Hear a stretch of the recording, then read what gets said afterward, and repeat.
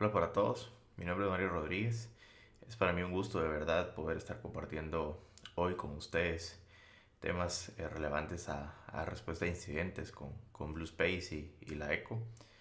Espero poder transmitir vivencias, experiencias y cómo superar algunos retos para poder implementar un proceso de respuesta a incidentes de manera adecuada y sobre todo funcional y que cumpla su objetivo. En este En esta oportunidad, la charla fue nombrada como gestionar y responder a incidentes de ciberseguridad sin morir en el intento.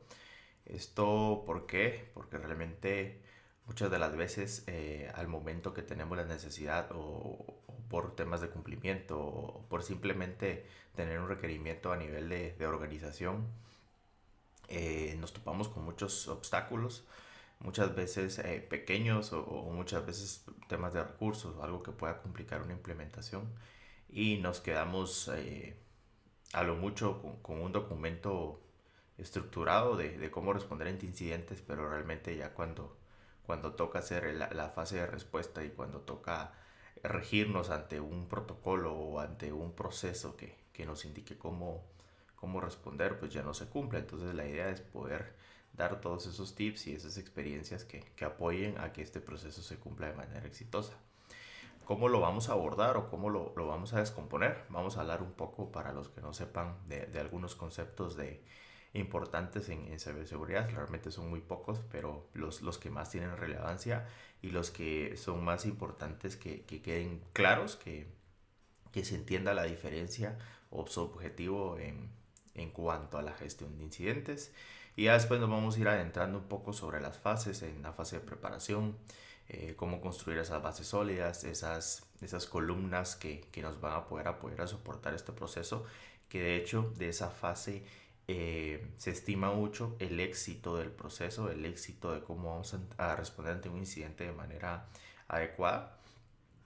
Y ya teniendo esas bases sólidas, ya definiendo la estructura, ya sabiendo cómo vamos a responder, quiénes son los responsables, a quién le toca hacer qué, en qué momento, cómo se va a comunicar, pues ya podemos pasar a la fase de respuesta, donde vamos a hablar un poco entre cómo ya aplicar esa diferencia de los conceptos que vimos o que se ven en unos slides anteriores, para luego ya entrarnos en fases como contención y erradicación, entender cuál es su diferencia, cuál es el objetivo de cada fase y sobre todo en qué momento deja de pasar de la fase de contención a erradicación y poder entender y tener bien clara esa diferencia de suma importancia.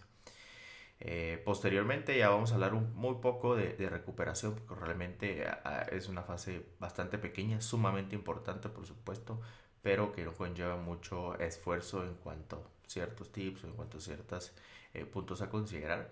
Vamos a hablar un poco de herramientas, de su aplicación dentro de un proceso de respuesta o del objetivo que tienen o de su uso, hasta llegar a la fase final, que es la fase de lecciones aprendidas y en donde vamos a explicar por qué eh, su importancia o cuál es su objetivo, el por qué llegamos hasta allí. Entonces es de suma importancia poder tener claro ese concepto.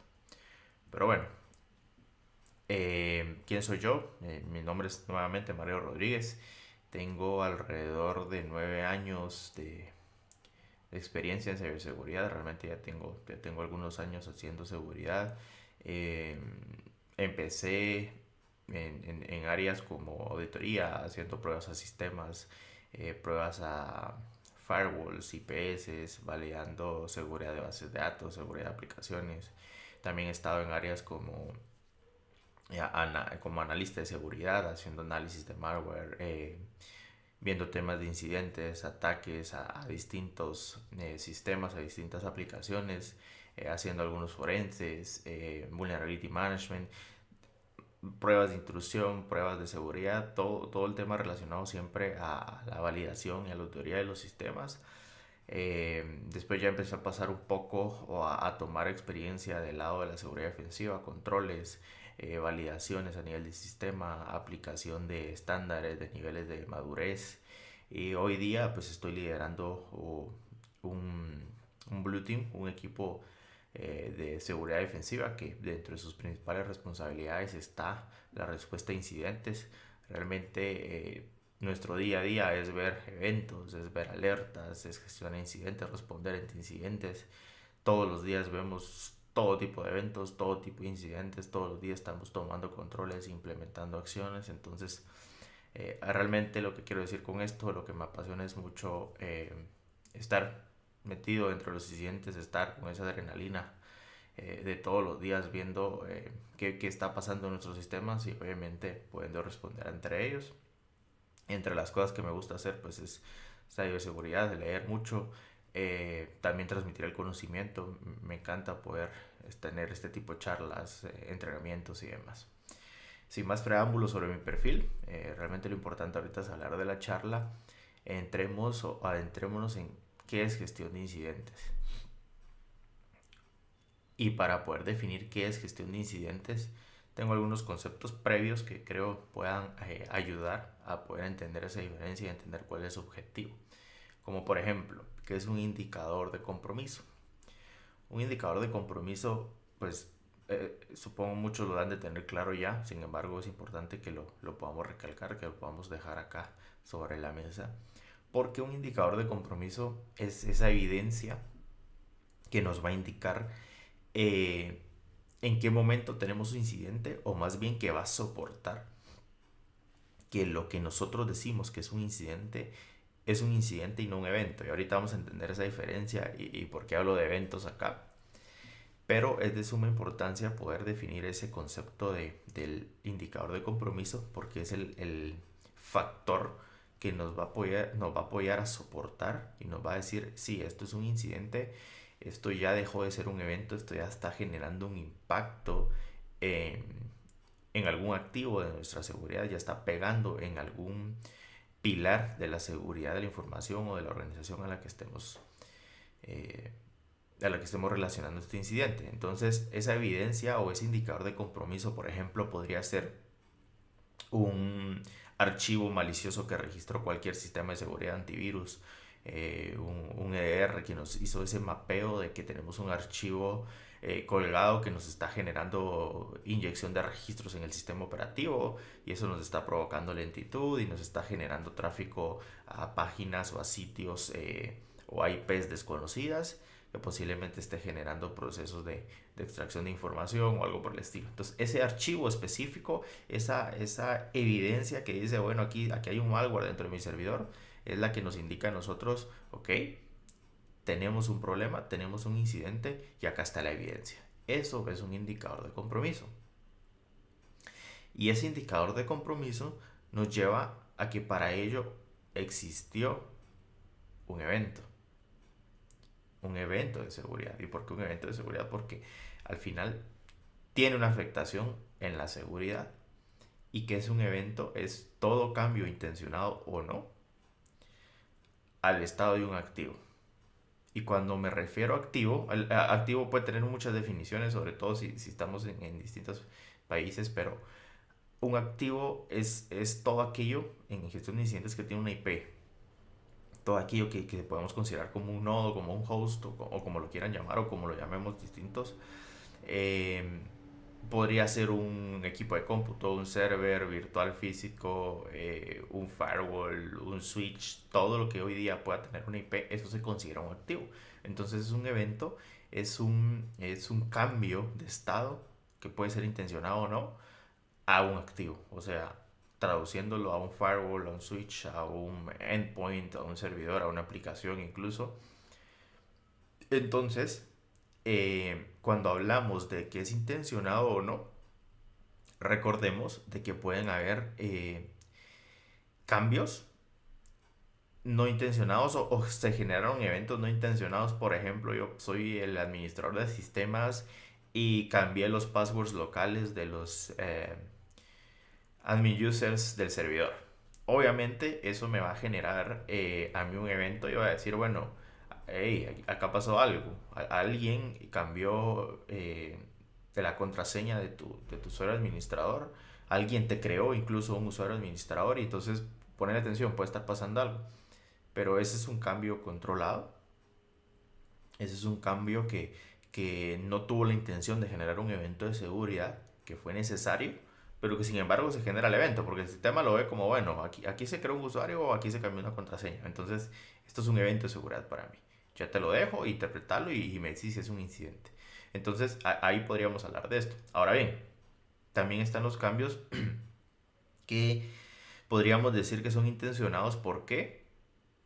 Porque alguien por ahí me agarró mis IPs públicas y me está haciendo una fase de descubrimiento y está escaneando mis puertos y está tratando de ver qué sistemas operativos utilizo y está tratando de ver qué direcciones IP o qué segmentos tengo y con eso hacer un descubrimiento. Entonces obviamente ahí ya pueden echar a andarse los IPS, ya pueden decir los firewalls, ahí nos están haciendo descubrimiento, están probando todos estos puertos, nos están haciendo un ping, nos están tratando de descubrir qué servicios tenemos activos. Entonces ahí ya podríamos decir que eso es un cambio intencionado. Y hasta el momento posiblemente no pueda ser un incidente.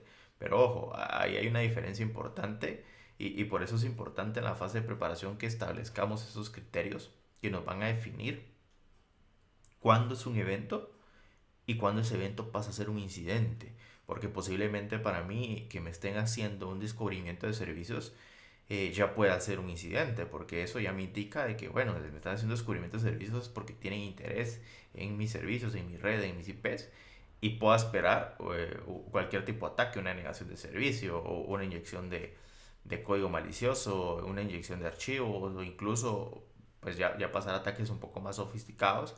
Entonces ya lo podría yo empezar a catalogar como un incidente que puede ser un predecesor que al final me está avisando de que un incidente real o un incidente más fuerte, un incidente con mayor fuerza me pueda venir a comprometer mis servicios. Entonces, la idea de los eventos y cuándo es un evento, cuándo es un incidente, que podamos definir esos criterios que van a poder disparar la acción de decir, no, esto ya lo vamos a tratar como un incidente, ya tienen que entrar un equipo de respuesta a cumplir con todo el proceso, todo el protocolo, documentarlo, empezar a tomar acciones, bloqueos, generar esos puntos de control que hoy día a mí me puedan dar una respuesta efectiva y que no me pueda pasar o que no pueda tener un compromiso mayor a mi red.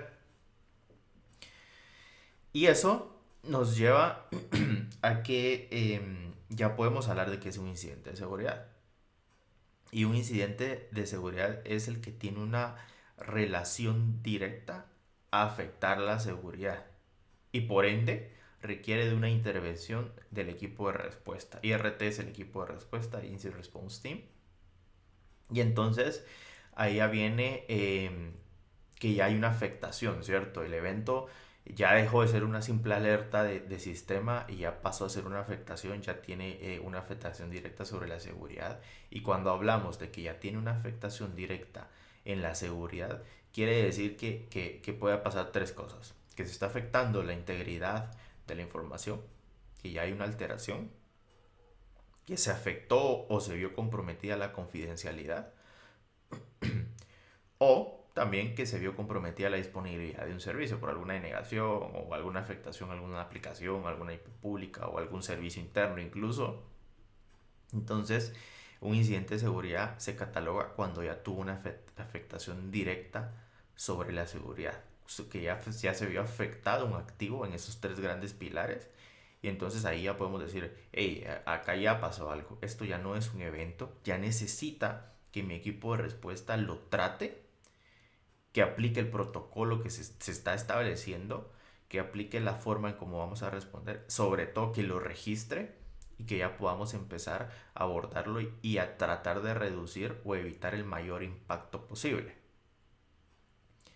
Pero entonces, ¿cuál es la diferencia? ¿Cómo digo yo, Mario, cómo es que yo sé que un evento dejó de ser un incidente y cuál es esa mínima diferencia? Porque realmente la línea entre su distinción es sumamente corta, sumamente pequeña, pero es importante y de verdad para tener éxito en una implementación de un procedimiento de respuesta es de suma importancia que podamos tener clara esa diferencia para no empezarnos a poner obstáculos desde el inicio.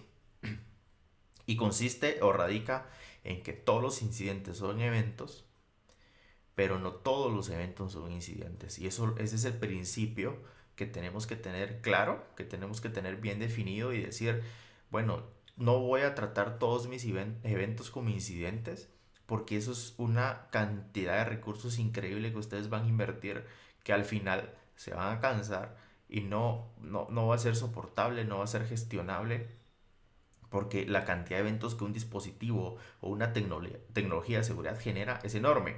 Está a tal punto que no se vuelve gestionable y es casi imposible de poder tener la capacidad de ver todos los eventos de seguridad y sobre todo de poderlos tratar como un incidente. Porque eso conlleva de que le tengo que invertir recursos, le tengo que invertir gente que va a accionar con base a un protocolo, que va a tomar decisiones con base a un protocolo, que va a hacer un proceso de registro profundo para poder evidenciar ese incidente y llegar a una fase de elecciones, y vamos a estar en ese ciclo repetitivo que a tal punto en el primer mes lo vamos a dejar de hacer. Entonces el éxito de esto radica en cómo voy a tratar yo un incidente desde el inicio, desde que lo catalogo como incidente. No lo voy a catalogar como incidente ya hasta de último, hasta que cumplí con todo el procedimiento y me di cuenta que no era un incidente, porque ahí es donde empezamos a fallar, donde empieza a perder objetivo la respuesta. La idea es que podamos tener bien claros esos criterios desde el inicio, definirlos y decir, bueno, la diferencia es esta. Entonces yo ya sé cómo catalogarlo y no le voy a invertir tiempo. La idea es que todos sus eventos sean tratados de manera efectiva para no poder invertir recursos en eventos que no van a ser incidentes y que lo único que van a hacer es que esté perdiendo el tiempo y perdiendo recursos en eventos, y posiblemente otros eventos sí se me estén quedando por fuera por esa pérdida de recursos que estoy haciendo yo con otros que estoy catalogando mal. Entonces, esa diferencia es delgada, sumamente pequeña, pero creo que es importante tenerla clara para que podamos tener desde el inicio ese éxito y que sea efectivo el procedimiento. Y acá radican dos roles importantes, que no voy a hablar ahorita específicamente del rol, voy a hablar específicamente de las acciones. Debiesen en un proceso de incidentes existir dos grandes frentes, dos grandes responsabilidades, y muchas veces me he topado que empieza a fallar el procedimiento o empieza a fallar el proceso porque estos dos roles se combinan, o simplemente en la mayoría de los casos el rol de gestión, que es el que hace el IHT, que podríamos decir que es el Incident Handling Team. Y vamos a hablar un poco de cómo se conforman esos diferentes equipos, pero ahorita el objetivo es transmitirles cómo se conforman esas distintas actividades. Y como les decía, muchas veces el error que se comete, o hacemos de manera errónea la definición de los roles. ¿Por qué? Porque desde el lado de tecnología o desde el lado de seguridad, eh, con un background técnico queremos definir conceptos. Si no se tiene esa capacidad o no se tiene ese background, queremos definir conceptos importantes, que son los conceptos de gestión. Porque si se dan cuenta, en los conceptos de gestión está todo el tema de coordinación, todo el tema de definir la comunicación, de definir esas actividades, de tomar las decisiones. Incluso no tenemos esa capacidad del lado de seguridad de tomar el 100% de las decisiones. Entonces tenemos que tener ese rol de gestión que pueda ser conformado no por gente técnica del todo, sino por gente que soporta o que está alrededor de esos procesos de continuidad, de esos procesos de respuesta ante cualquier acción, y no solo acción de seguridad, sino a cualquier acción que pueda generar una interrupción a algún servicio de la organización, y que eso obviamente puede haberse afectado en regalías, puede haberse afectado en ganancias, ventas, etcétera. Entonces es importante que se tengan esos dos roles bien claros, esos dos frentes bien claros, de que va a existir un equipo de personas con un criterio distinto al técnico, con un criterio de negocio, y sobre todo también es importante que exista dentro de este rol la potestad de toma de decisiones. ¿Por qué? Porque del otro lado del IRT vamos a tener gente técnica, vamos a tener especialistas y expertos en tecnología en distintas de las áreas: networking, infraestructura, cloud, bases de datos, endpoints.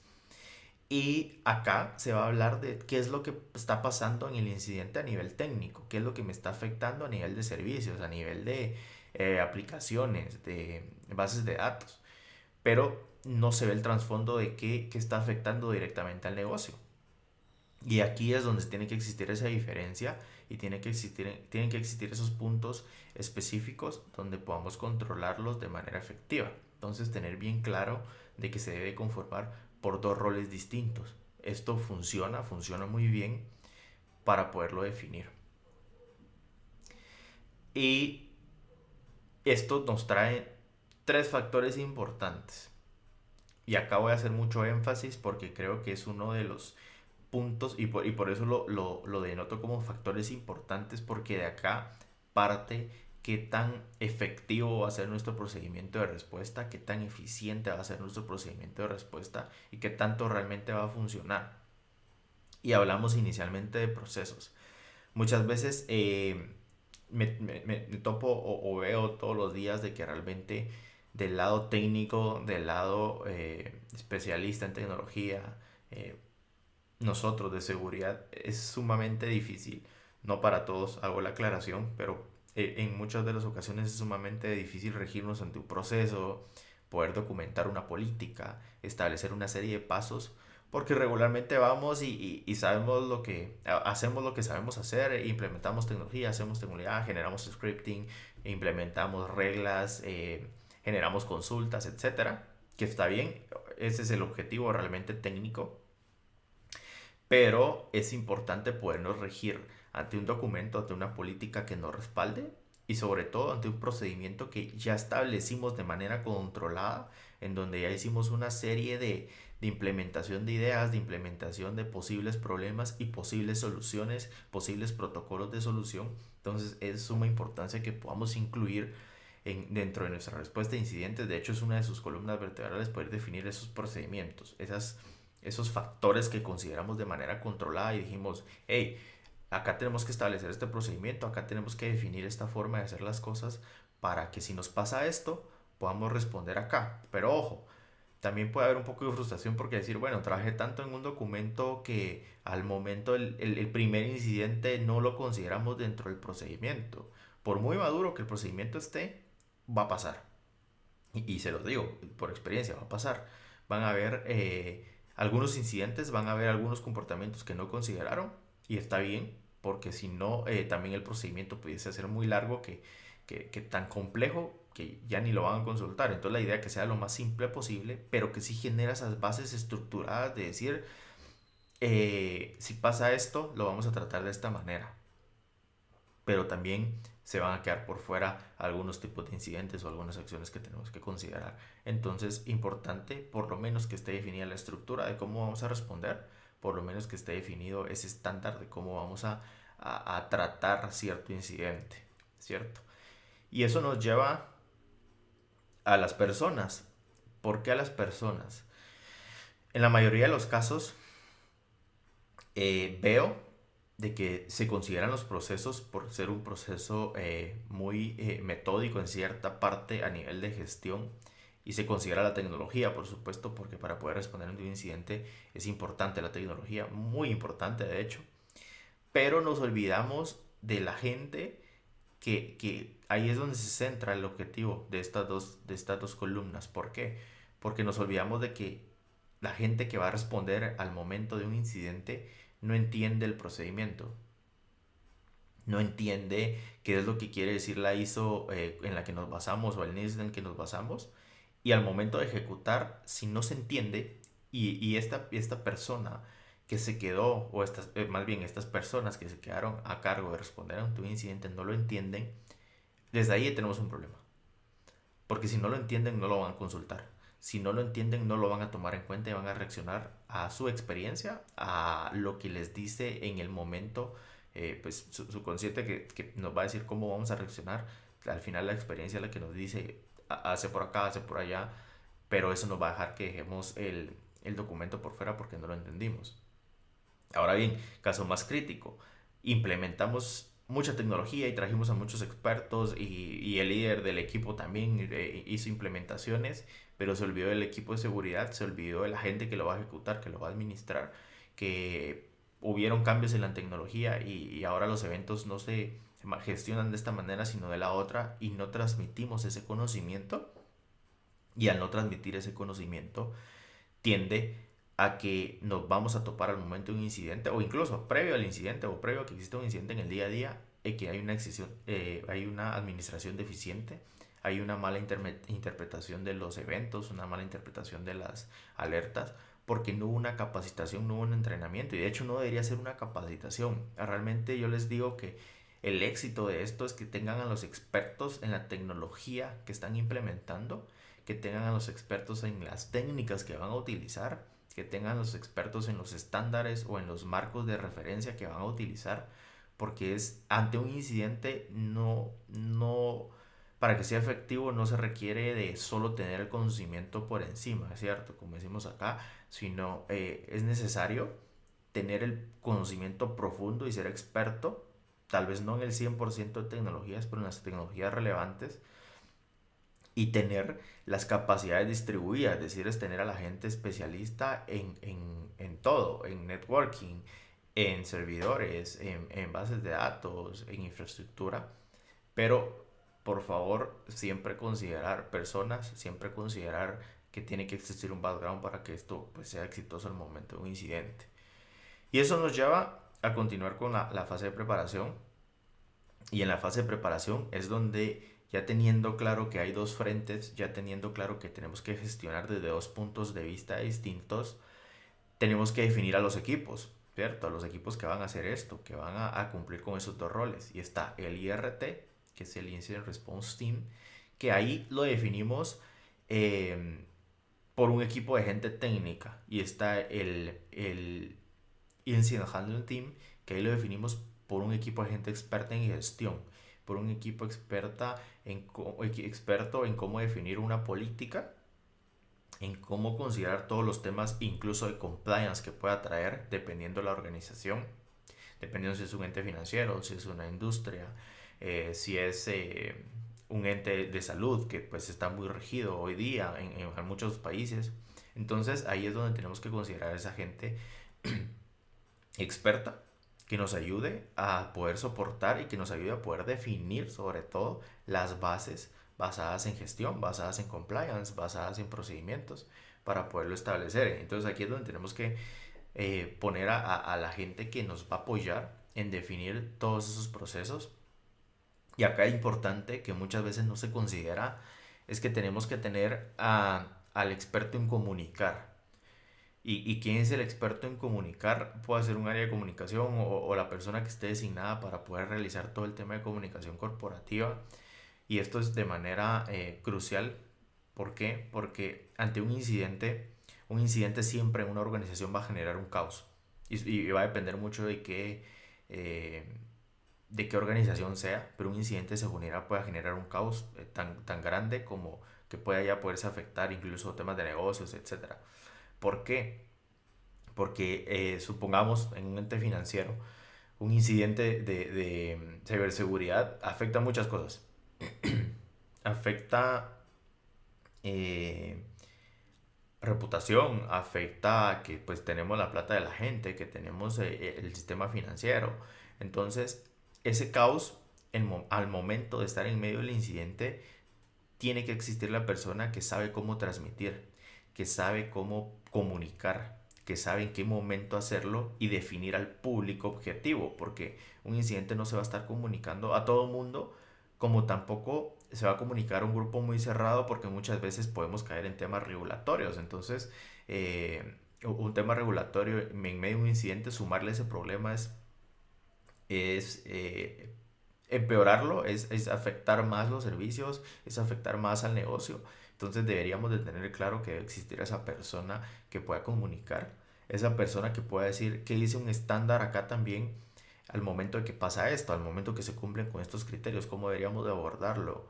Entonces, por favor, no olvidarse de definir ese equipo de gestión que en el mejor de los casos debe estar conformado por alguien que tenga la capacidad de poder interpretar un estándar, porque pues, leer un estándar es fácil, se entiende bastante claro, para eso están hechos, para ser claros y concisos, pero cómo llevamos, cómo interpretamos ese estándar y lo llevamos a la implementación en nuestro negocio, ese es no el problema, sino esa es la dificultad.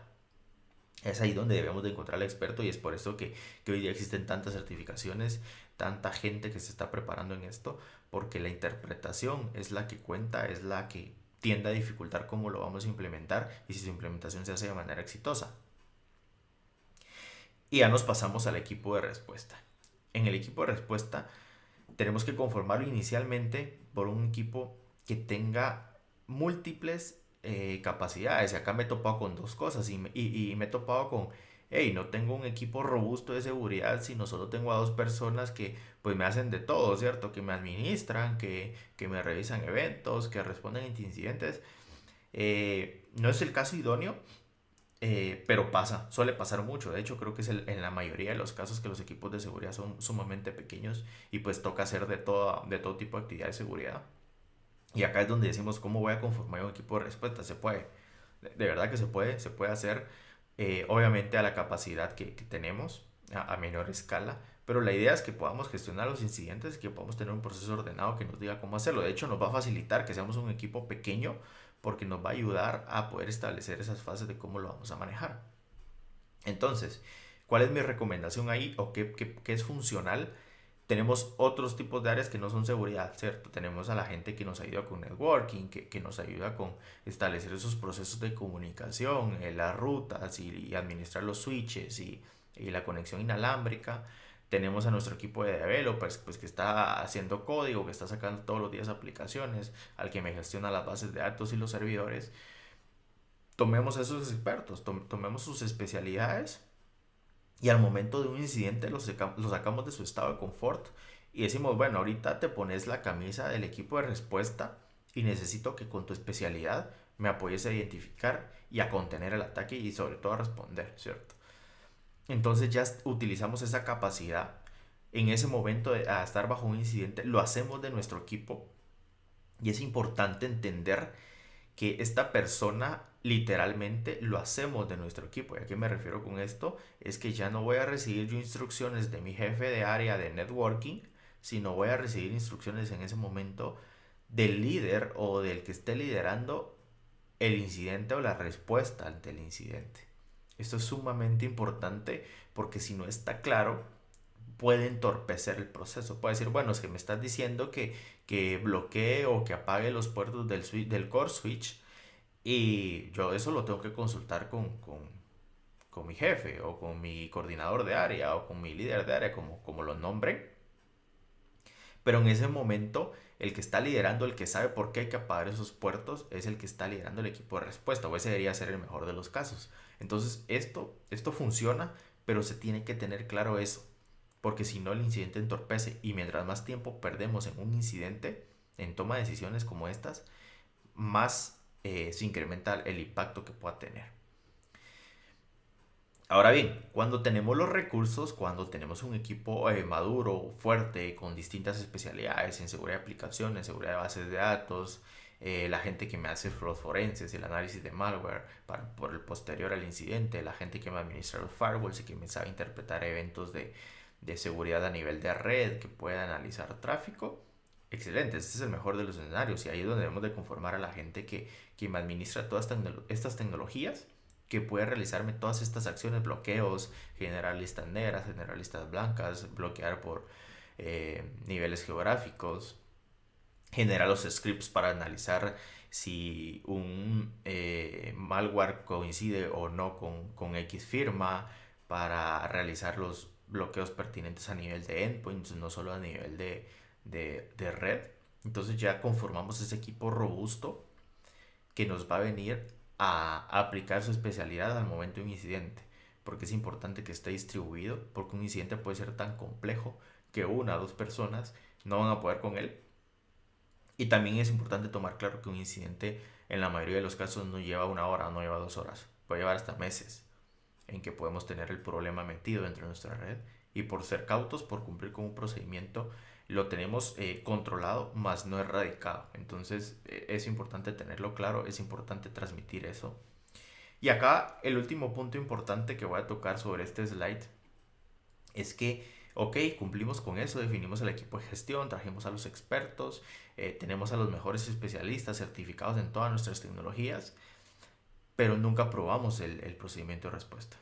Nunca validamos que funcionara, nunca validamos que cumplíamos con el protocolo y al momento del incidente todo el mundo agarró por donde pudo, todo el mundo aplicó sus previas experiencias como pudo, y eso nos rompió totalmente el procedimiento y se dio por fallido, porque resulta que se infectó el equipo y lo primero que hicieron fue reiniciar. Perdimos la información y ya matamos nuestra última fase de lecciones aprendidas. Entonces es importante que podamos establecer pruebas.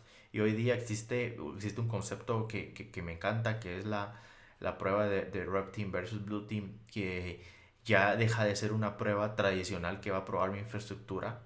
Prueba mi infraestructura, pero a la vez lo que está haciendo es que me está probando a mi equipo de seguridad defensiva, el que me está probando cómo vamos a responder, el que me va a sacar no solo las debilidades de mi tecnología, sino me va a sacar las debilidades de mi equipo y me va a decir: hey Mario, tenés estos problemas, no se dieron cuenta que les quemamos unas cuentas administradoras en su servidor, que les dejamos unos archivos en el servidor, entramos y salimos y nadie se fijó.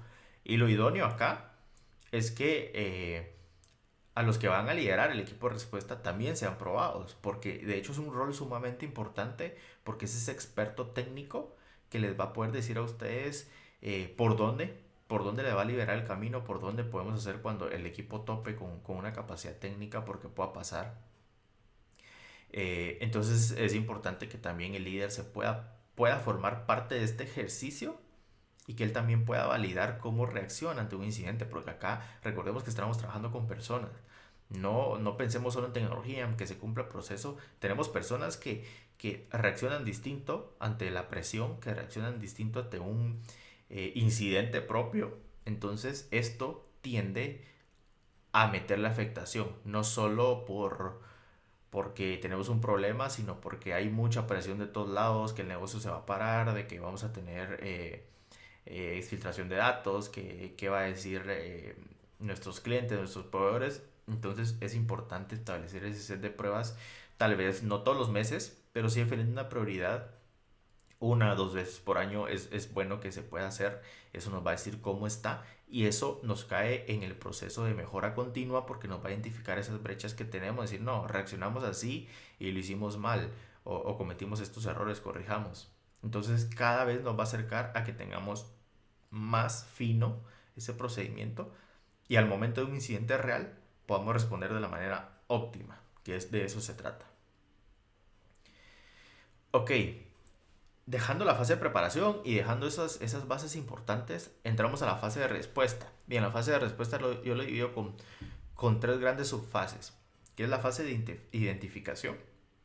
Y en la fase de identificación, ¿qué es lo que pasa? Es cuando decimos: hey, yo ya tengo mis indicadores de compromiso que me evidencian de que esto no es un evento, esto es un incidente de seguridad. Ya lo catalogo como un incidente, entonces ya lo identifiqué, ya lo mapeé, ya sé de qué viene y ya lo puedo empezar a tratar, ya lo puedo empezar a analizar y ya puedo empezarlo a escarbar, a entenderlo, a saber qué técnicas se están utilizando, todo, a recargar toda esa información, hago el análisis y con base al análisis ya puedo empezar a responder, ya puedo empezar a tomar mis acciones. Ojo, que ahorita vamos a hablar de qué puntos son importantes considerar, pero ya puedo abordarlo. Ya mi fase de respuesta inició. Aquí ya no estoy hablando de un documento, de esas bases, ya estoy hablando de que me toca responder, ya estoy en la vida real, ¿cierto?